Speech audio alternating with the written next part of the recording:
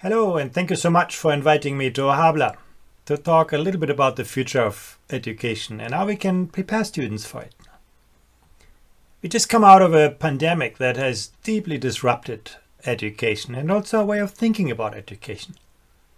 And the future will always surprise us. Climate change is going to disrupt our lives a lot more than this pandemic. And artificial intelligence puts to the test so many of our assumptions about education. We know how to educate second-class robots. People are very good at repeating what we told them. But what's going to make us human in a world in which the kind of things that are easy to teach and test have also become easy to digitize, to automate? And then we see so many other drivers that influence, shape the future of education. It's very hard to predict the future. Nobody of us can do that. But we need to become better to imagine alternative versions of this future and the drivers that shape it. And the better we become, the more agile we become to think in terms of alternative futures. The better we will be prepared for the future that eventually arrives. Just think about artificial intelligence. You know our global PISA test, where we ask students to sit every 3 years, a quite difficult test in reading, in mathematics and science. So, in 22 last year, we asked ChatGPT to solve that test. And actually we could see, technology, artificial intelligence could solve 28% of the mathematics tests. Now, that's quite a lot, given that mathematics is always the toughest part for artificial intelligence, and 78% of language tasks, which is the easiest. But when we repeated that exercise in March this year, you could see how those numbers had increased. And that shows us that artificial intelligence is advancing with a breathtaking speed. And we need to make sure that young people are ready for this. That we do not make them substitutes for the artificial intelligence we created in our computers, but we complement their skills. If you look at labor markets, routine tasks are disappearing. If you have a job that you can explain in the form of, a formula, well, tomorrow an algorithm is going to do it better, cheaper, faster than you. Technology-intensive tasks are on the rise, and if you put the two things together, well, that's the future of work. Sure, people are still debating whether, technology is going to destroy more jobs than it creates or create more jobs than it destroys. That's very hard to answer, but the direction of travel is very clear. The future is going to be not about humans versus artificial intelligence, but about humans with artificial intelligence. About, an increasing number of, complex problem-solving tasks, non-routine tasks, technology-intensive tasks. But then, when we ask 15-year-olds in the PISA, what do you want to do in your future? When you're grown up, when you're 30. You could see that, 30, 40, 50% of young people often aspire to the kind of jobs that are most at risk of automation. The image that we give children in school is often an image of the past. We are educating young people for our past, not for their future. And look at this. In the number of region cities, we recently looked at the creativity of 10 and 15-year-olds. And in every region for which we have data, we found that 15-year-olds reported lower levels of creativity than 10-year-olds. If I would tell you here, well, your 15-year-olds do worse in mathematics than your 10-year-olds, you'd say, well, that's crazy. Education is always adding value to the skills of people. But maybe not always. Children are all born with an abundance of creativity. If you have a 3-year-old son or daughter, they're going to question anything you tell them. Going to experiment with everything that gets into their way. They're always willing to learn and always willing to unlearn and relearn when the context changes. But then we put them into school. We try to make them compatible with our ways of thinking. We reward them when they reproduce the wisdom of our times. Sometimes we penalize them when they question it. And then we get surprised when, creativity is on the decline, that central resource in the 21st century now. So sometimes we have to rethink things now.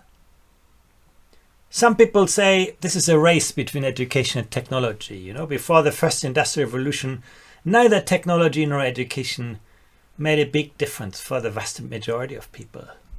But then, you know, technology went ahead of the human skills of people and left us with a lot of social pain. People were not ready for this age of technology. But then, you know, we created universal schooling, making people compatible with the norms of the industrial society, and it worked for a long time. It created generations of prosperity, but we haven't changed the model since then. And now we see the digital revolution doing exactly the same thing again, you know, moving technology ahead of the skills of people, and we see that same social pain. You can go to Mexico, seeing young people graduating from university, having difficulties finding a good job, and at the same time, you know, employers in Mexico say we cannot find the people with the skills we need now. How do we address it? How do we move, you know, people once again ahead of the technologies of our times now? That is a central question we have to answer, and that's not just about, you know, subject matter knowledge. No. Mindset plays a big role.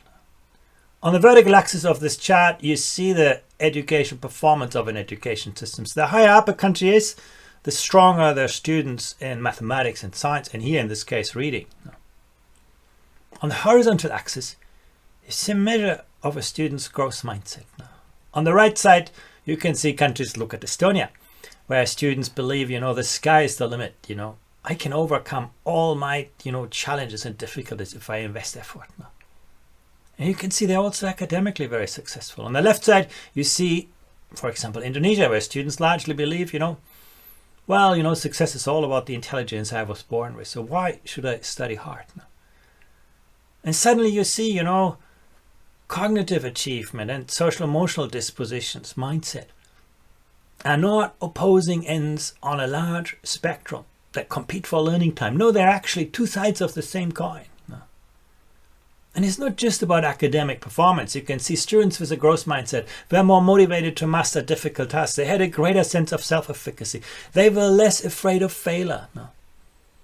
And think about that again. You know, you want your kids to be creative. Well, you got to give them space to experiment.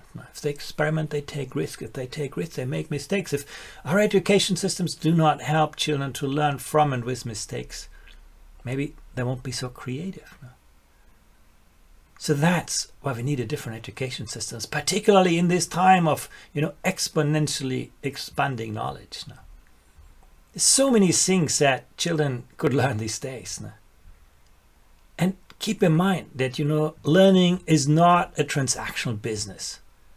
It's always a social or relational experience. We always learn from and with people. Your favorite subject in primary school probably had a lot more to do with the teacher who taught you than with a subject that you learn. And then, you know, the school curriculum is just a tiny box, and we try to squeeze everything into this little box. But what often happens is that the rich and beautiful features of our societies become just very shallow shadows of themselves. Mathematics, science, you know, if you ask 10-year-old children, they all love science. Science is about, you know, exploring nature, understanding cause and effect, you know, design and experiment, experimenting. If you ask those kids at age 15 again, many of them have lost that early love. You know, they hate science. Science has become a world of, you know, formulas and equations that has so little to do with scientific inquiry. You know, I can tell you, I'm a scientist by background, and sometimes it breaks my heart when I see how we end up teaching science like religion. We try to, you know, make people believe into some scientific theory, then we give them lots of exercises to practice this, and at the end, you know, we test whether they reproduce the answers. Well, that has nothing to do with the idea of scientific inquiry, which is always about questioning the established wisdom of our times, not reproducing it. And we do that with every other subject. And at the end, you know, schooling has often become a mile wide and an inch deep, and we lose, you know, what makes us human. The realm of human knowledge, the realm of ethics and judgment, the realm of political and civic life. Building that bridging social capital that puts us together, that extends our radius of strangers. that makes us live as ourselves, that makes us live as people who are different from us, that makes us live with this planet. The realm of creativity, aesthetics, design, the realm of natural and physical health, and of course of economic life. Well, that's the future of education. And that's not going to be, going away. It's going to be even more important. If you look a little bit to the future, if you ask yourself, who are the companies that are successful today? They're all companies engaged in the intangibles, that produce knowledge, disseminate knowledge, connect knowledge. The traditional Fortune 500 stories, well, they also still exist, but they're no longer the engines of our economies. Innovation. Look at the exponential rise in ideas that drive our ideas, that drive our economies. And you can see very clearly here, if you have a highly skilled population, you are much less at risk of automation. Now, you're much less likely to lose your job because of automation. And so because of its low skill levels in the adult population, makes it quite exposed to risks of automation. Now, there's a great danger that automation is going to amplify the differences we see across the world. Now, populations are well prepared, highly skilled, engaged in upskilling and reskilling. They're going to be fine. People at the low end of the skills spectrum will face the brunt because their jobs are most easily routinized. And that brings me to the last point. It's about learning for the digital world and learning in the digital world. If you think the exponential rise in knowledge. Now, when I went to school, reading was so simple. We had a few newspaper editors, a few television anchors who curated the world of knowledge for us. When I had a question, I could look it up in a school book and could trust the answer. I find that to be true, because that school book had been carefully curated and approved by government and so on. Nowadays, students look up things on Google and they get 100,000 answers to their questions, and nobody's going to tell them what is right and wrong, what is true and what is not true. Now, literacy is no longer about extracting knowledge. It's about constructing knowledge, a very, very different skill set. And that's reinforced by this social media. We have multiple identities. Physical, digital identities are getting meshed. This question of identity is becoming so critically important. And students who will not feel a floor under their feet, maybe later in their lives, they're going to be the ones who build walls around them because they don't know to do better. So how well are we preparing kids for that? Well, that's again a question we looked at our PISA assessment. Here you can see the share of students who have those advanced digital navigation skills. They can distinguish fact from opinion. They can triangulate different information sources. Skills that are so essential today. But you can see, well, on the left side, you look at Singapore, Korea, parts of China. You have a fair amount of young people, now over the half, who can actually manage those tasks. But even in those countries, you have a significant minority. And in most other countries, it's a majority. Look at Mexico, where students are still born into the digital world. They're not digital natives. They have a hard time distinguishing fact from opinion.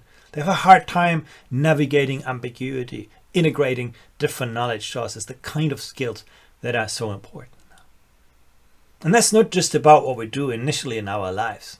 In the past, school taught us how to do the work. How nowadays learning has become the work. In the past, you went to school, university, you did your job, and then you went to retire. Today, early childhood education is becoming increasingly important. Some of the skills that I mentioned, creativity, empathy, social skills, they're best learned in the very early years of people's lives.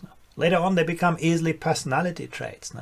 So the early years are becoming increasingly important. Tertiary education is more transversal, maybe a little bit shorter. And then learning and working are becoming two sides of the same coin. Great places of learning will be, always anticipating the evolution of labor demand. And good places of work will always, become great places of learning. That's the future that we need to imagine. And the implications for education and training are very clear. There's no longer one single route, but there will be multiple pathways. Sometimes, work, sometimes learning, sometimes, combining working and study. Often, thinking harder, how do we motivate people, particularly people who are at the margins of employment. No? The truck drivers today that, may no longer have jobs when trucks get automated. How do we invest in them today to help them see a brighter future? Invest in that kind of knowledge and skills for that. No? How do we actually ensure that we invest in the skills that are most important in the future? Think about digital skills, green skills. No? And last but not least, how do we make this lifelong life-wide learning a reality for all? No? And of course, it's not black and white. There are always tensions and dilemmas in this. No? How do we modernize our education systems gradually, progressively, and still, get them ready to face fundamental disruptions? No? How do we reconcile new goals with old structures? No? How do we educate globally minded students and teachers who still remain rooted in their local traditions, their local cultures? Now remember again, people who do not feel that floor under their feet are the ones who are going to build walls around them. How do we foster innovation in this very conservative social environment for education? And let's be honest, sometimes we as parents are part of the problem, not part of the solution. We get very anxious when our children no longer learn what was important for us, or when they learn things we no longer understand. How do we link potential to the reality? How do we integrate the virtual and the face-to-face world? And finally, how do we find a better integration of learning and education? And I'm sure here at Hable you're going to find great answers to those questions. Thank you again. Gracias.